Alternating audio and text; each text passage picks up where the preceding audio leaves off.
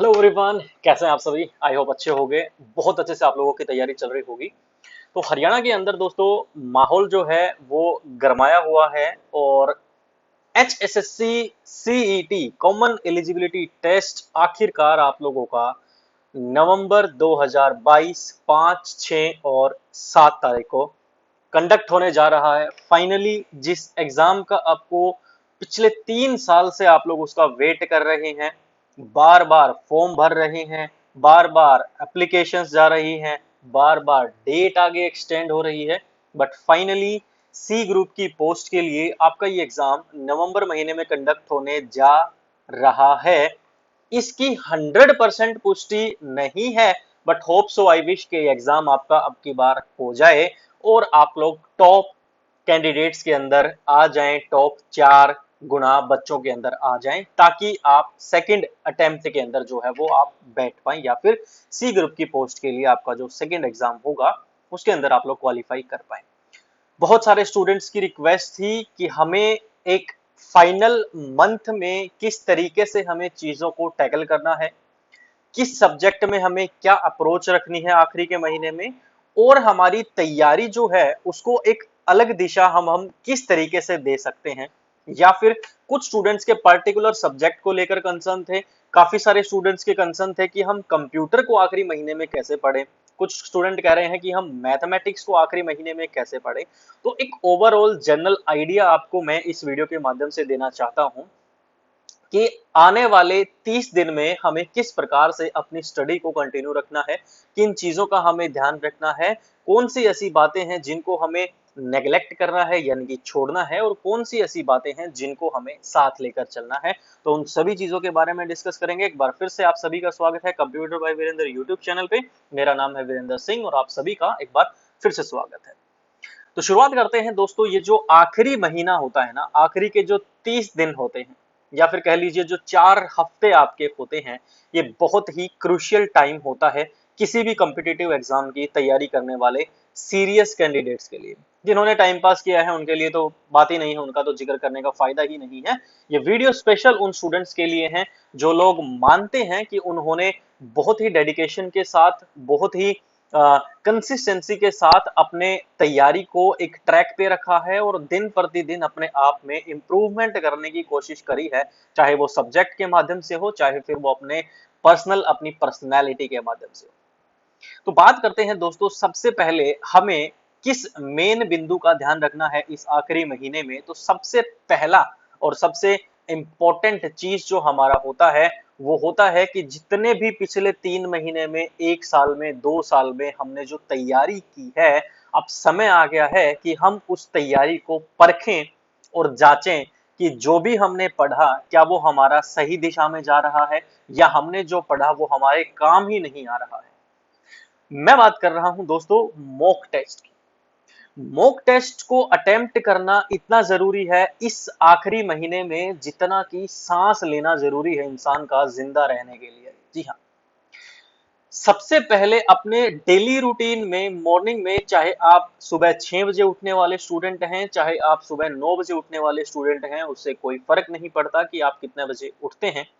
लेकिन उठने के बाद अपनी डेली दिनचर्या से फारिग होने के बाद आपको सबसे पहला काम यही करना है कि आपको एक मॉक टेस्ट लेना है।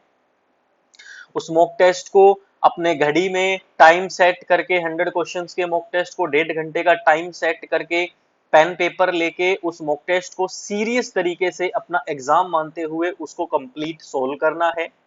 सोल्व करने के बाद उस मॉक टेस्ट के जितने भी क्वेश्चंस के आंसर्स थे अपनी आंसर शीट को मैच करना है। देखना है किस सब्जेक्ट के किस तरीके के क्वेश्चंस आपके गलत हुए हैं, और जो क्वेश्चंस आपके सही हुए हैं क्या वो क्वेश्चंस का सॉल्यूशन और आपने जिस तरीके से उस क्वेश्चन को सोल्व किया था वो मैच कर रहा है, या फिर आपने तुक्केबाजी की मदद ली है।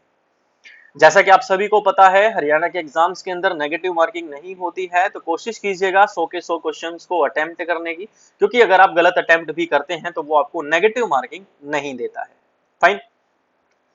अब मान लेते हैं एक एग्जांपल के साथ कि अगर मैंने सुबह उठ के 9 बजे एक मॉक टेस्ट दिया है और उस मॉक टेस्ट में मेरे 50 क्वेश्चन सही हुए हैं और 50 क्वेश्चन गलत हुए हैं, मुझे ध्यान ये देना है कि जो मेरे 50 क्वेश्चंस गलत हुए हैं, किस सब्जेक्ट में मेरे ज्यादा क्वेश्चंस गलत हो रहे हैं।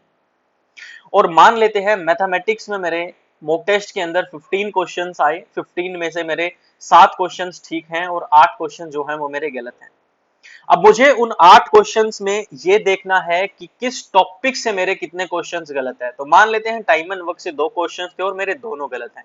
इसका मतलब मुझे टाइम एंड वर्क चैप्टर को दोबारा से एक बार नजर मारने की जरूरत है, दोबारा से कॉन्सेप्ट को क्लियर करने की जरूरत है और देखने की जरूरत है कि मेरा कहां पे कौन सा पॉइंट है जिसकी वजह से मेरा वो क्वेश्चन गलत हुआ है। ऐसा आपको एक मॉक टेस्ट में पता नहीं लगेगा, कम से कम आपको 5 से 10 मॉक टेस्ट आपको लगाने हैं। 2 मॉक टेस्ट रोज के मान के 5 दिन में 10 अक्टूबर तक आप लोग 10 मॉक टेस्ट लगाइए। निरंतर लगातार हर एक मॉक टेस्ट में कौन से सब्जेक्ट के किस तरीके के क्वेश्चंस आपके बार बार गलत हो रहे हैं, उस पॉइंट को जो स्टूडेंट इन आखिरी दिनों में समझ गया वो उस एग्जाम के अंदर बहुत अच्छा स्कोर करके आएगा। मॉक टेस्ट में आपके 40 नंबर आ रहे हैं, मॉक टेस्ट में आपके 80 नंबर आ रहे हैं, ये आपका ओरिजिनल एग्जाम नहीं है। इसके स्कोर को आपको चेक नहीं करना है आखिरी के दिनों में। कहीं आप 40 नंबर अगर आपके आए हैं और आप डिमोटिवेट होकर आगे मॉक टेस्ट ही ना लगाएं, और आपके पहले मॉक टेस्ट में 90 नंबर आ गए हैं और फिर आप ओवर कॉन्फिडेंट होकर आगे मॉक टेस्ट ना लगाएं, दोनों ही तरीके से आप लोग फंस जाएंगे दोस्तों। बहुत इंपॉर्टेंट बात है, गांठ बांध लीजिए, स्कोर के ऊपर ध्यान नहीं देना है, एक्यूरेसी के ऊपर ध्यान देना है। कहां गलत हो रहा है मामला और कहां सही हो रहा है मामला, इन दोनों चीजों को ध्यान में रख के डे बाय डे अपने अंदर इंप्रूवमेंट करनी है। मॉक टेस्ट के अंदर जो गलतियां हो रही हैं उससे अगले मॉक टेस्ट में कोशिश होनी चाहिए कि वो गलती मुझसे दोबारा ना हो। स्कोर पे ध्यान नहीं देना है, स्कोर वहां पे मायने रखेगा जब आपका ओरिजिनल एग्जाम होगा। मॉक टेस्ट का स्कोर कोई चेक नहीं करता आपका। ईमानदारी से खुद के साथ ईमानदारी रखिएगा और अपने मॉक टेस्ट को बहुत बेस्ट तरीके से दीजिएगा, ओरिजिनल एग्जाम समझ के दीजिएगा। अब आपका कंसर्न ये होता है कहां से मॉक टेस्ट लें, ये एप्लीकेशन के मॉक टेस्ट ले लें हम, वो किताब मॉक टेस्ट की आ गई वो खरीद लें, ये कर लें वो कर लें, कहां से क्या कर लें, आपको रिसोर्सेज का पता नहीं लग पाता है। कोई भी प्लेटफॉर्म होता है ना दोस्तों, चाहे वो एक टीचर का है चाहे वो 10 टीचर्स का है, वो लोग बहुत अच्छी मेहनत करके उस मटेरियल को तैयार करते हैं। आपको अपनी जेब देखनी है। आपको 30 मॉक टेस्ट 100 रुपए में मिल रहे हैं और आपकी जेब में 100 रुपए हैं तो आप उसको ले सकते हैं। अगर वो 100 मॉक टेस्ट आपको 500 रुपए में मिल रहे हैं और आप उसको 500 का अफोर्ड कर सकते हैं तो आप वो 500 वाला ले सकते हैं। इन मॉक टेस्ट को बनाने का जो बेस होता है दोस्तों, वो प्रीवियस ईयर क्वेश्चंस का बेस होता है। पहले उस डिपार्टमेंट में जो एग्जाम्स हुए होते हैं उनके आधार पे टीचर्स इन क्वेश्चंस को तैयार करते हैं, थोड़ा सा हार्ड लेवल बनाने की वो कोशिश करते हैं और थोड़ा सा स्टेटमेंट को चेंज करके डिफरेंट तरीके से आपके सामने उस चीज को लेकर आते हैं।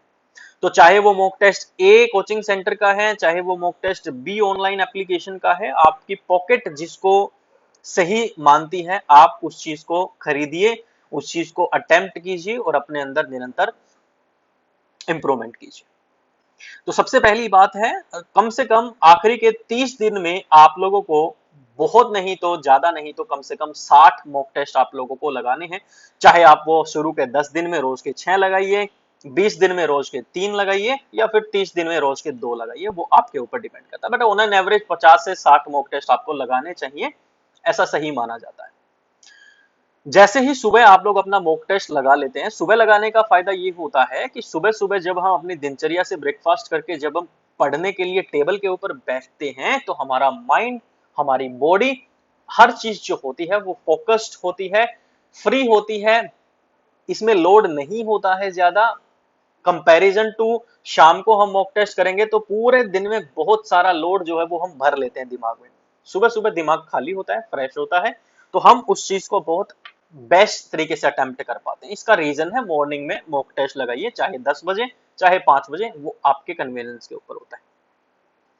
जैसे ही मॉक टेस्ट लगाएंगे, रिजल्ट को चेक करेंगे, प्रॉपर हर एक क्वेश्चन को एनालिस करेंगे और देखेंगे कहां पे आप लोग लैग बिहाइंड कर रहे हैं, कहां पे दिक्कत आपकी आ रही है। इसमें अराउंड आपका 1.5 घंटा मॉक टेस्ट लगाने में चला जाएगा, ठीक है, क्योंकि 1.5 घंटे से पहले वहां भी आपको कोई एग्जाम में से उठने नहीं देगा, तो 1.5 घंटा पूरा आपको इन्वेस्ट करना है। अगर 1.5 घंटे में पेपर हो गया है, आधा घंटा उसको रिवाइज करने में लगाइए, ठीक है, 1.5 घंटा पूरा लगाना है।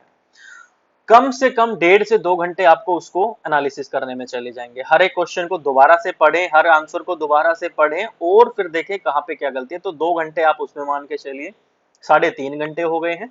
तो 3 से 4 घंटे के बीच में आपका एक मॉक टेस्ट जो है वो लगेगा। अब आप लोग देख लीजिए, 2 मॉक टेस्ट लगाने में आपको कम से कम 7 घंटे लग सकते हैं। ठीक है, पहला मॉक टेस्ट आप सुबह लगाएंगे, दूसरा मॉक टेस्ट आप शाम को लगाएंगे। फाइन। अब आप मान लीजिए सुबह पहला मॉक टेस्ट आप लगा चुके हैं। अब आपको क्या करना है, एनालिसिस करने के बाद आपको इतना कॉन्फिडेंस आ जाएगा, हर एक सब्जेक्ट आपकी आंखों के आगे से जा चुका होगा, तो आधी प्रिपरेशन, आधा कॉन्फिडेंस आपके अंदर वैसे ही आ जाएगा। अब आ जाइए आपके सब्जेक्ट्स के ऊपर। सब्जेक्ट्स को आप लोग डिवाइड कर सकते हैं कि आज मैं ये 4 सब्जेक्ट पढ़ूंगा, कल मैं ये 4 सब्जेक्ट पढ़ूंगा। एक दिन में सारे सब्जेक्ट्स पढ़ने से थोड़ा सा कहीं ना कहीं लोड ओवरलोड हो जाता है।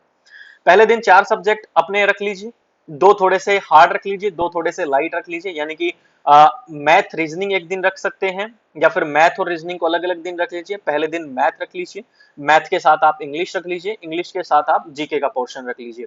दूसरे दिन आप एक तरफ रीजनिंग रख लीजिए, रीजनिंग के साथ आप लोग कंप्यूटर रख लीजिए, साइंस रख लीजिए और आपकी हरियाणा जीके रख लीजिए। इस तरीके से डिवाइड कर लीजिए, एक दिन में ये 4 सब्जेक्ट करने वाला हूं, एक दिन में ये 4 सब्जेक्ट करने वाला हूं। अब आखिरी के दिनों में आपको क्या करना है, शुरू से तो बेसिक से तो आपको पढ़ना नहीं है, बहुत सारी चीजें जो है 90% 95% सिलेबस आपका ऑलरेडी कवर हो चुका है। तो अब आपको क्या करना है, अब आपको सिर्फ उस चीज को पढ़ना है जो चीज आप ऑलरेडी पढ़ चुके हैं। नई चीज को आप अब छोड़ दीजिए, मत देखिए क्या नए प्रश्न पूछे जाते हैं HSSC NTA आधारित, ऐसे थंबनेल से बचिए। ठीक है, मत देखिए ये नए क्वेश्चंस पूछे जा सकते हैं, ये आंकड़े बदल चुके हैं।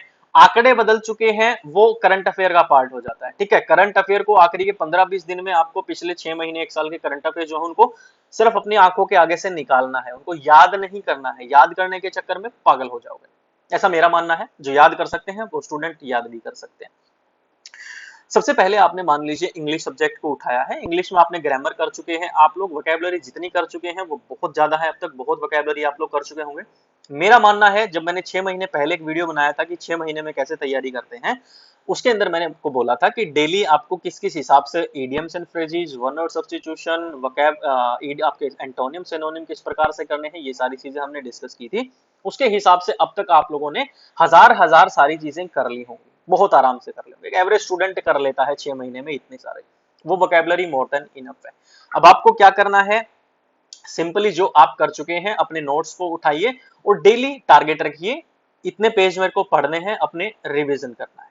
जो पढ़ा उसको रिवाइज करना है, जो पढ़ा रिवाइज करना है। रिवाइज करोगे फिर अगले दिन मॉक टेस्ट दोगे, वो रिवीजन आपका वहां पे काम आ जाएगा।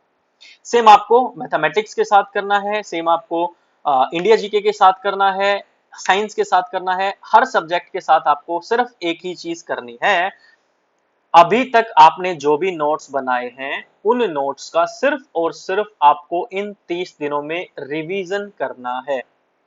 साथ ही साथ आपके पास वो चीजें भी होनी चाहिए जिन चीजों में आपको बार बार दिक्कत आती है, जो चीजें आपको याद नहीं होती है। जैसे कि मैथमेटिक्स में कोई फॉर्मूला आपको याद नहीं होता है, इंग्लिश में कोई ग्रामर का आपको रूल याद नहीं रहता है, रीजनिंग में कोई ट्रिक याद नहीं रहती है, कंप्यूटर में कोई क्वेश्चन याद नहीं रहता है, साइंस का कोई कॉन्सेप्ट आप बार बार भूलते हैं। जो कॉन्सेप्ट, जो चीजें आपने पार्किंग लॉट में रखी हुई है कि ये चीजें मैं थोड़ी मुश्किल है मेरे लिए, उनको आपको इस आखिरी दिनों में थोड़ा थोड़ा थोड़ा थोड़ा देखते रहना है, ताकि एग्जाम तक वो चीजें आपकी नजर के सामने रहें। तो एग्जाम के टाइम जब आप अटेम्प्ट कर रहे होगे अपने क्वेश्चन पेपर को, तो वो चीजें आपको बार बार दिमाग में याद आए, ताकि एग्जाम के अंदर आप उस चीज को ना भूलें। तो ये दोनों तीनों चीजें जो हैं ये रोजाना पैरेलल लेके चलोगे तो कम से कम 8 से 10 घंटे की जो आपकी सिटिंग है, जो स्टडी है, वो एवरेज ऑन एन एवरेज आप लोग कर पाओगे आखिरी के 30 दिनों में। इसके बाद अगर एनर्जी बचती है, मन करता है कुछ और पढ़ने का, तो अब से रूटीन स्टार्ट कर दीजिए। इस वीडियो को देखने के बाद एक रूटीन स्टार्ट कर दीजिए कि रोजाना कम से कम 1 घंटा, आधा घंटा से 1 घंटे के बीच में 40-45 मिनट तक आप लोगों को करंट अफेयर्स जो है वो पढ़ना स्टार्ट करना है। चाहे आप न्यूज़पेपर की हेल्प लीजिए, वीडियो की हेल्प लीजिए, यूट्यूब की हेल्प लीजिए। मुझसे अगर पूछेंगे करंट अफेयर्स कहाँ से करें, तो कोई मैं ऐसे उनको जानता नहीं हूं, ना मैं उनको उनसे पर्सनली कभी मिला हूं। संदीप दयाल एजुकेशन करके यूट्यूब चैनल है, आप उनकी वीडियोस को फॉलो कर सकते हैं। बहुत ही कम पैसे में वो उन करंट अफेयर्स की पीडीएफ्स प्रोवाइड कराते हैं। उनके प्लेटफॉर्म पे, चैनल पे चले जाइएगा, वहां से आपको लिंक मिल जाएगा, वहां से आप उनको खरीद सकते हैं बहुत कम पैसे में। अब मान के चलिए छोटी वाली जो कोका कोला आती है ना, उतने पैसे में आपको बहुत ज्यादा कंटेंट वो प्रोवाइड कराते हैं। संदीप दयाल एजुकेशन करके हैं, उनके करंट अफेयर्स आप लोग कर सकते हैं। मेरा पर्सनली मैं पढ़ता हूँ, मुझे अच्छे लगते हैं उनका कंटेंट, ठीक है। वैसे मैं उनको नहीं जानता हूँ और ना ही कोई मैं मार्केटिंग कर रहा हूँ, ना ही मुझे कुछ मिलने वाला है इससे। बस मेरी कोशिश यही रहती है कि स्टूडेंट्स तक बेस्ट चीजें जो है वो हमेशा मैं पहुंचाता रहूं। इसके अलावा आपको इन सब्जेक्ट्स के, अगर आपको जनरल नोट्स चाहिए हैं, इंग्लिश के जनरल नोट्स क्या होते हैं, मेन की पॉइंट्स क्या हैं, रीजनिंग के मेन नोट्स कौन से हैं, बुक्स की पीडीएफ कहाँ से मिल सकती है, तो जो फ्री मटेरियल होता है इंटरनेट के ऊपर अवेलेबल होता है, वो मटेरियल आपको हमारे टेलीग्राम चैनल से मिल सकता है। डिस्क्रिप्शन में टेलीग्राम चैनल का लिंक डाला हुआ है, टेलीग्राम पे सर्च कर सकते हैं कंप्यूटर बाय वीरेंद्र।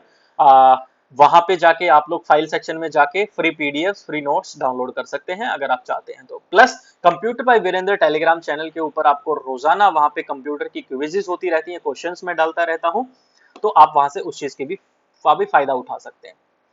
अब बात करते हैं कंप्यूटर की क्लासेस के बारे में। तो कंप्यूटर की क्लासेस आपकी बहुत ही जल्द स्टार्ट होने वाली हैं, और जैसा मैंने प्रोमिस आप लोगों से किया हुआ है, बहुत ही लिमिटेड कंटेंट आपको प्रोवाइड कराऊंगा, बहुत ही लिमिटेड क्वेश्चंस आपको प्रोवाइड कराऊंगा।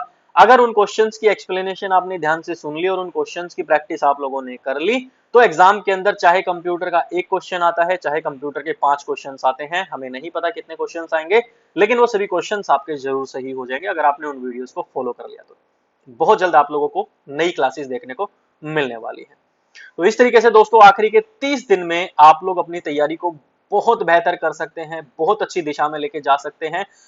इसके अलावा everything depends on you, on your hard work, on your dedication, कि आप क्या करते हैं क्या नहीं करते हैं। As a mentor it's my duty to guide you all guys, बाकी आप लोगों के ऊपर है। टेक केयर, बाय बाय, अपना ध्यान रखिए, बहुत अच्छे से तैयारी कीजिए, एंड आई विश, भगवान करे आप सभी को सक्सेस मिले, सभी को कामयाबी मिले। Thank you so much, take care, bye bye, जय हिंद, जय भारत दोस्तों।